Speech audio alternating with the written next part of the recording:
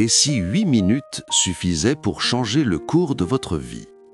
Pas demain, pas quand vous serez prêt, pas quand tout sera parfait, mais maintenant, dans cet instant précis où vous écoutez ces mots. Ce livre n'est pas une promesse vide, ce n'est pas un guide compliqué rempli de théories abstraites, c'est un réveil, un choc doux mais nécessaire, une invitation à ouvrir les yeux sur ce que vous êtes et sur ce que vous pourriez devenir. Nous passons souvent nos journées à courir, à repousser, à attendre le bon moment. Mais la vérité est simple, le bon moment n'existe pas, il se crée. Et parfois, il suffit d'une prise de conscience, d'une idée, d'un déclic pour tout transformer. Pendant ces quelques minutes, vous allez faire face à vous-même, à vos habitudes, à vos excuses, à vos rêves oubliés. Vous allez comprendre que le changement ne dépend pas du temps, mais de la décision. Car une seule décision peut redéfinir toute une vie. Imaginez un instant que dans les prochaines minutes, vous découvriez une nouvelle façon de penser, une nouvelle énergie, une nouvelle direction. Ce livre est là pour ça. Vous reconnectez à votre pouvoir intérieur, celui que vous avez toujours eu, mais que vous avez peut-être oublié.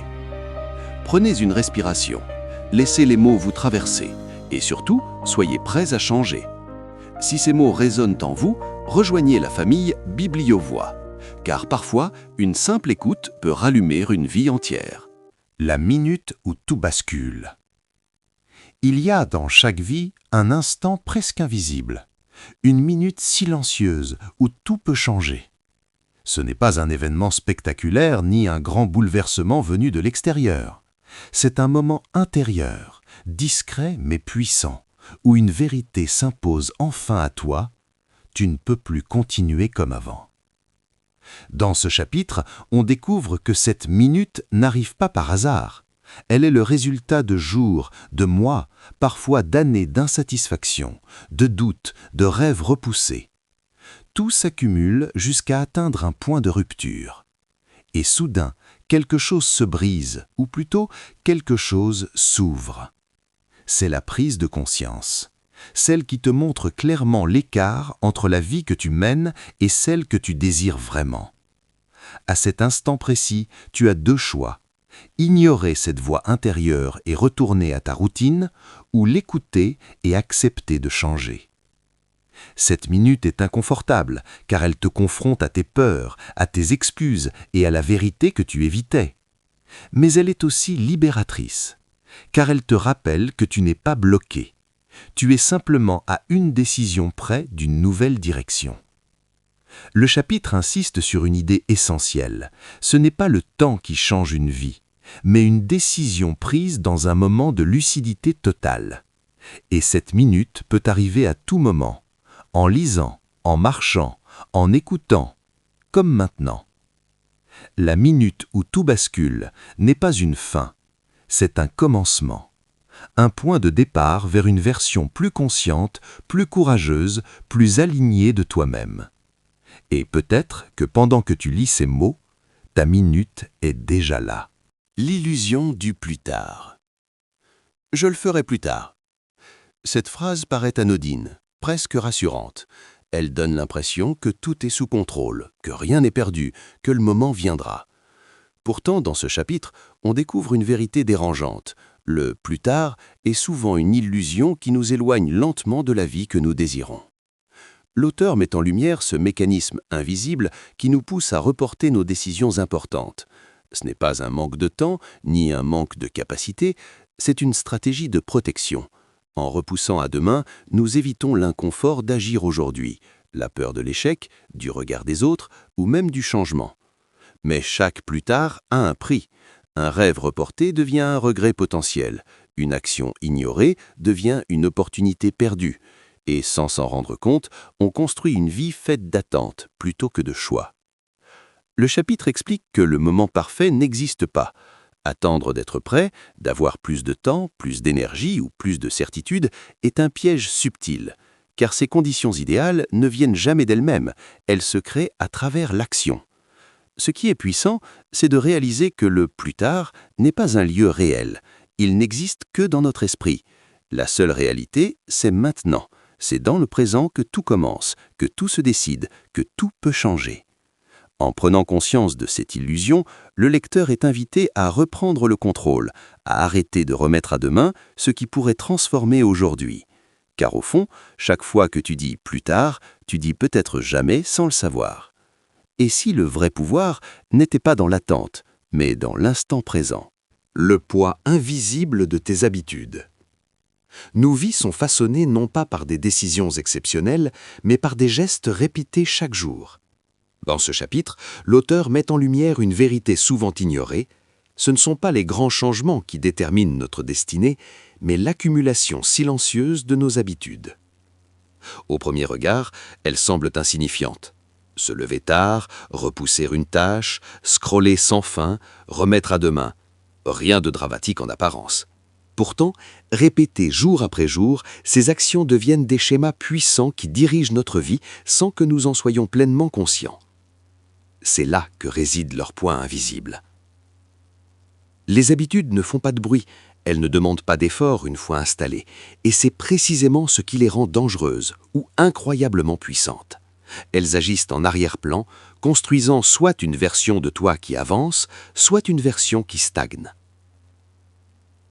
Le chapitre explique que chaque habitude est un vote pour la personne que tu deviens. Chaque petite action renforce une identité, disciplinée ou distraite, engagée ou passive. Et au fil du temps, ces votes s'accumulent jusqu'à créer une réalité difficile à ignorer. Mais la bonne nouvelle, c'est que ce mécanisme fonctionne dans les deux sens. De la même manière que de mauvaises habitudes peuvent te freiner, de petites habitudes positives peuvent transformer ta vie. Pas du jour au lendemain, mais de façon progressive et durable. L'auteur invite alors à prendre conscience de ces automatismes, à observer sans juger, puis à ajuster. Car changer sa vie ne demande pas forcément un bouleversement radical, mais un changement intentionnel dans ce que tu fais chaque jour. Le poids de tes habitudes est réel, mais il peut devenir ta plus grande force si tu choisis de les maîtriser, plutôt que de les subir. La voix que tu ignores. Il existe en toi une voix discrète, presque imperceptible, qui murmure des vérités que tu préfères parfois éviter. Ce n'est pas une voix extérieure, ni une opinion imposée par les autres. C'est la tienne, celle qui sait, celle qui ressent, celle qui voit clair même lorsque tu choisis de détourner le regard. Dans ce chapitre, l'auteur explore cette voix intérieure que nous apprenons, au fil du temps, à ignorer, par peur de changer, par crainte de décevoir, ou simplement parce qu'il est plus facile de suivre le bruit du monde que d'écouter le silence en soi. Alors, on remplit nos journées, on s'occupe, on se distrait, pour ne pas entendre ce qui insiste doucement à l'intérieur. Cette voix, pourtant, ne disparaît jamais. Elle se manifeste dans les moments de calme, dans les doutes, dans cette sensation étrange que quelque chose ne va pas, même quand tout semble aller bien. Elle est souvent inconfortable, car elle nous confronte à des vérités que nous n'avons pas encore le courage d'accepter. Mais ignorer cette voix a un coût. Plus on l'étouffe, plus on s'éloigne de soi-même. On commence à vivre en décalage, à faire des choix qui ne nous ressemblent pas vraiment, à suivre des chemins qui ne mènent pas là où notre cœur voudrait aller. Le chapitre rappelle que cette voix n'est pas un ennemi, mais un guide. Elle ne cherche pas à te juger, mais à te ramener vers ce qui est juste pour toi. L'écouter demande du courage, car cela implique parfois de remettre en question ses habitudes, ses certitudes, voire sa vie entière. Mais c'est aussi là que réside la clé, car lorsque tu choisis enfin de l'écouter, tu ne te perds plus, tu te retrouves. Sortir du brouillard mental. Il arrive parfois que l'on avance dans la vie comme enveloppé dans un brouillard épais. Rien n'est totalement clair, les décisions deviennent difficiles et même les choses simples semblent demander un effort démesuré. Dans ce chapitre, l'auteur met des mots sur cet état que beaucoup ressentent sans vraiment le comprendre, le brouillard mental. Ce brouillard ne vient pas de nulle part, il est souvent le résultat d'un trop-plein, trop de pensées, trop d'informations, trop de distractions. À force de vouloir tout gérer, tout comprendre, tout anticiper, l'esprit sature Et quand l'esprit est saturé, il perd sa capacité à voir l'essentiel. L'auteur explique que ce n'est pas un manque d'intelligence ou de volonté, mais un manque de clarté. Et sans clarté, chaque choix devient lourd, chaque action semble incertaine. On hésite, on doute, on procrastine, non pas par paresse, mais parce que tout paraît flou. Sortir de ce brouillard commence par un acte simple mais puissant. Ralentir, prendre du recul, faire le tri, créer du silence. Car c'est dans le calme que les idées s'organisent et que les priorités se révèlent. Loin du bruit constant, on redécouvre ce qui compte vraiment.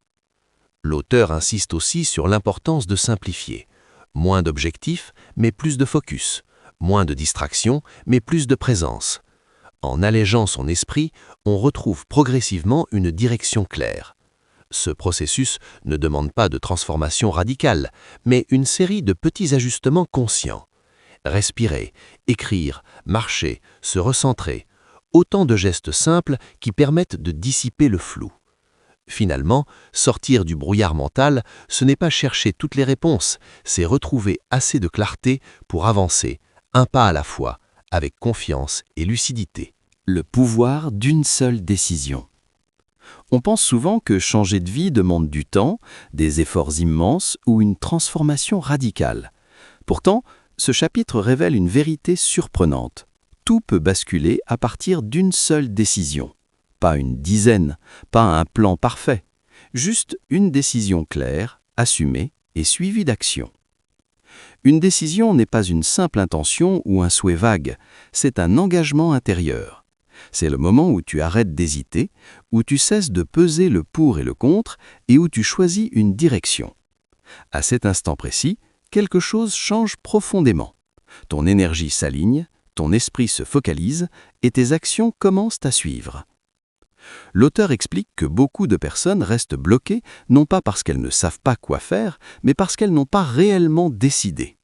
Elles espèrent, elles réfléchissent, elles attendent, mais elles ne s'engagent pas. Et sans engagement, rien ne bouge. Ce qui rend une décision si puissante, c'est qu'elle agit comme un point de rupture avec le passé. Elle marque une frontière entre avant et après. Même si les résultats ne sont pas immédiats, la trajectoire, elle, change instantanément. Le chapitre met aussi en lumière un élément clé. Une décision prend toute sa force lorsqu'elle est suivie d'actions cohérentes. Ce n'est pas la décision seule qui transforme une vie, mais la constance qui en découle. Chaque petit pas devient alors une confirmation de ce choix initial. Enfin, l'auteur rappelle que le moment parfait pour décider n'existe pas. Attendre d'être sûr à 100% est une illusion. La clarté vient souvent après la décision, pas avant. Ainsi, le véritable pouvoir ne réside pas dans le temps qui passe, mais dans le moment où tu choisis pleinement de ne plus reculer. Briser le cercle des excuses. Les excuses sont souvent invisibles, mais incroyablement puissantes. Elles se présentent comme des justifications logiques, presque raisonnables.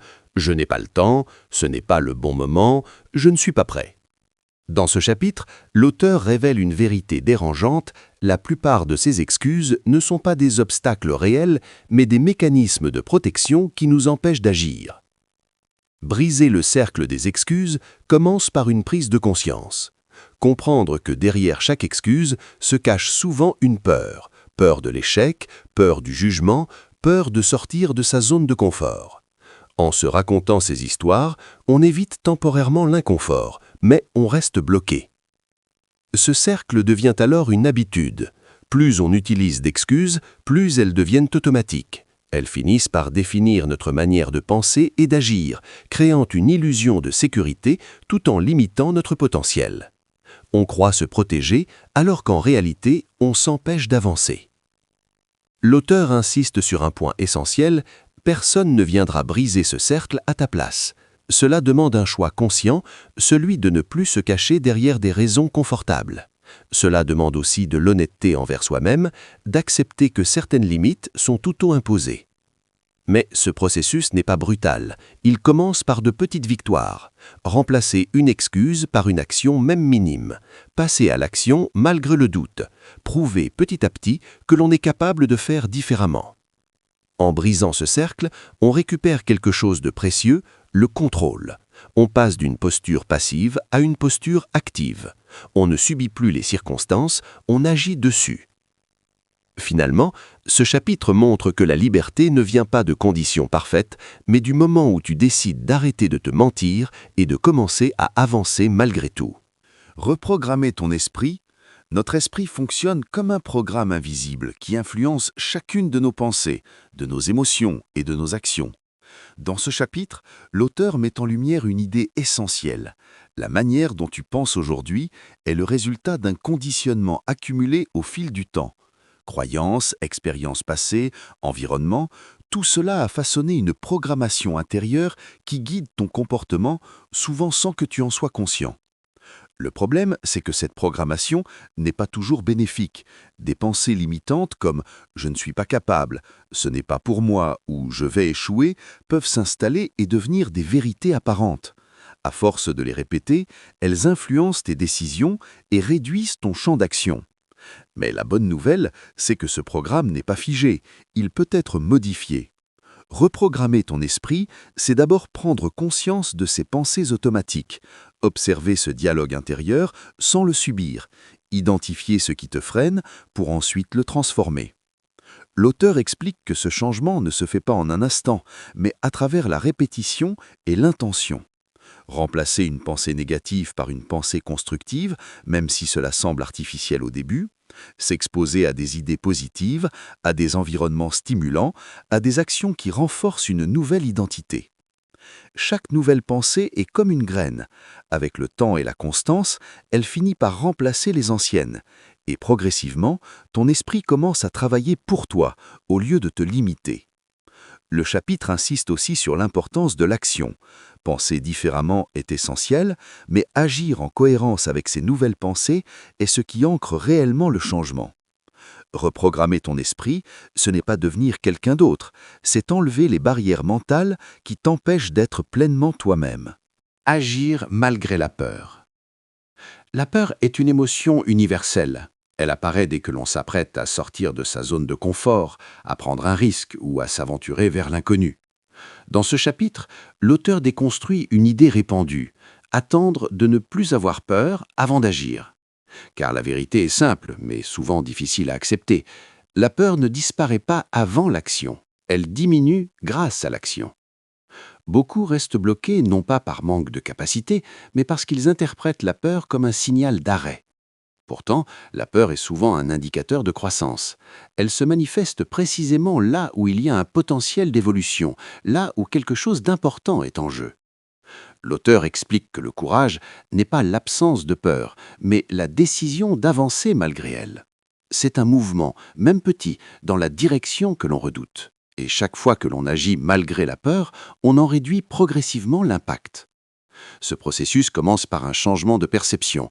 Au lieu de voir la peur comme un ennemi, on apprend à la reconnaître comme une étape normale du progrès. On cesse de la fuir et on commence à la traverser. Le chapitre met également en avant l'importance des petites actions. Il ne s'agit pas de tout affronter d'un coup, mais de faire un premier pas, puis un autre. Chaque action renforce la confiance, et cette confiance affaiblit la peur. Avec le temps, ce qui semblait insurmontable devient gérable, puis familier, et l'on réalise que la peur n'était pas une barrière, mais un passage. Finalement, agir malgré la peur, c'est reprendre le pouvoir sur sa vie. Ce n'est pas attendre de se sentir prêt, mais décider d'avancer quand même. Car c'est dans ce mouvement, imparfait mais courageux, que naît la transformation. Devenir la personne que tu attends. Nous passons une grande partie de notre vie à attendre. Attendre le bon moment, la bonne opportunité, la bonne version de nous-mêmes. Comme si, quelque part dans le futur, une personne plus forte, plus confiante, plus prête allait apparaître pour enfin prendre les choses en main. Dans ce chapitre, l'auteur renverse cette illusion. Cette personne que tu attends, c'est toi, ici et maintenant.